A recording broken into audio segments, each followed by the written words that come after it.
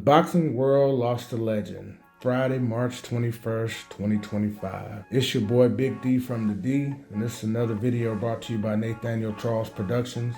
And today we're going to speak about that legend. And that legend is none other than George Foreman, who at the age of 76 years old passed away in Houston, Texas. Now, George was born George Edward Foreman in Marshall, Texas, January 10th, 1949. But he grew up in the 5th Ward of Houston, Texas.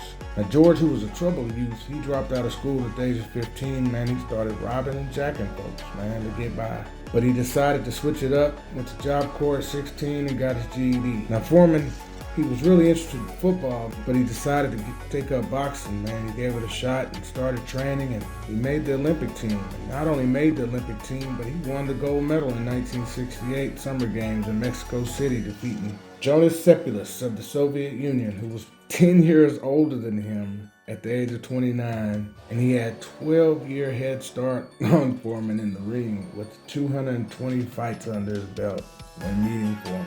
And Foreman won that fight by knockout. And now he was known for his crazy punching power, and he finished the majority of his fights with early round knockouts. He had a record of 22-4 when he decided to turn pro in 1969. Now, for 4 years, George punched his way through the heavyweight class, boasting an impressive record of 37-0 with 34 knockouts. But on January 1st, 1973, he got the opportunity to fight for the heavyweight title. It was not going to be how an much easy. The Ali fight took out of Frazier, if anything. And we'll find out tonight just how good George Foreman is in punching and in taking a punch. I think he hurt Joe Frazier. I think Joe is hurt. Angie Dundee, Ali's trainer, right next to me is saying it. You may hear him. Down goes Frazier! Down goes Frazier! Down goes Frazier! Foreman is going about his job. Foreman is all over Joe Frazier. Frazier is down again, and he may be. No, he is rising. He is game. He doesn't know where he is. The mandatory 8 count. He doesn't know where he is. Now the round is about to end. 2 knockdowns in the first round of Joe Frazier. Down again. No saving by the bell. He's up, and so the fight continues. 3 knockdowns in the... Oh, he is all over Frazier again. He has Frazier in the corner.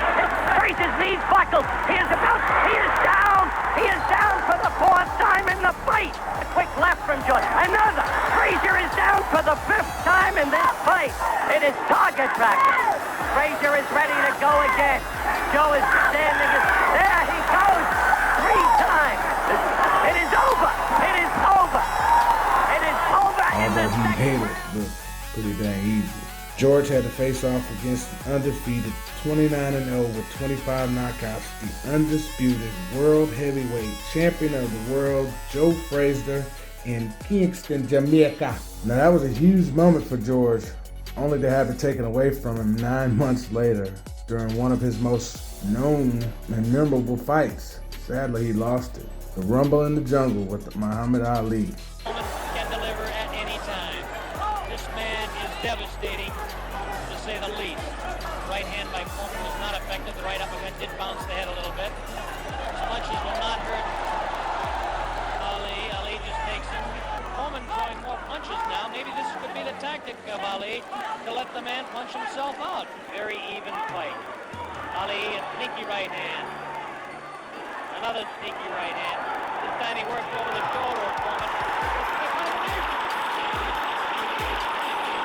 Now, that whole fight, 8 rounds, Ali took what many thought was a beating for 8 rounds. But what he was really doing is what we know today as the rope-a-dope. And he leaned up against the ropes and he took all of what George had to give him.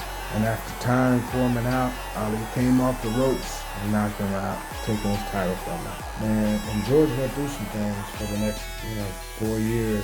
He took that fight really hard. And it was in 77, after a fight with Jimmy Young, he had a near-death experience, and he was suffering really bad what they thought was a heat stroke. And at that moment, George felt God. You know, he felt his presence, and he felt God was telling him that he needed to change his life and turn some things around. And at that very moment, he started believing in God and became a born-again Christian, dedicating his whole entire life to the Lord, stepping away from boxing and became a full-time ordained minister. Now, George did this for a decade, and it wasn't until 1987 that he shocked the world and returned to boxing. This is where I got introduced to him as a young boxing fan. I was like, who's that big guy in the ring? And my dad was trying to tell me about him, but you know. And in 1989, George was needing some money, you know, to support his family and get by. And this is where a lot of other people got familiar with George Foreman. He sold his face and his name to various products, marketing products, and one of which was a grill known today as the George Foreman grill. And that grill was hot. Man, that's, like I said, that's where everyone got a chance to meet him. And George was known as a mean, hard-punching bully to the world with the mean stare on his face. He changed his whole public persona with this George Foreman grill, man, changing his image into the happy, cheerful, friendly, lovable guy that many people know today. Now, on November 5th, 1994, in Las Vegas, Foreman shocked the world and was given a chance to fight for the title again at the age of 45 against Michael Moore. George Foreman enjoying his best round of the fight here in round 10. There's a right hand. Down goes Moore. He's flat on his back. He may not get up. Not maybe. He's not moving. I remember watching this fight. And not only did he put up a great fight, he won the title by knocking him out in the 10th round after losing the first 9 rounds on paper. On the scorecards, he was losing, so he had to come out. And he came out and did what he was known for doing. And he became the oldest man to ever win the title. Now, in 1998, he hung him up again. He retired again. At the age of 55, he talked about making another comeback, but it never happened. R.I.P. to a legend. R.I.P. to a great one. Rest in peace, George Foreman.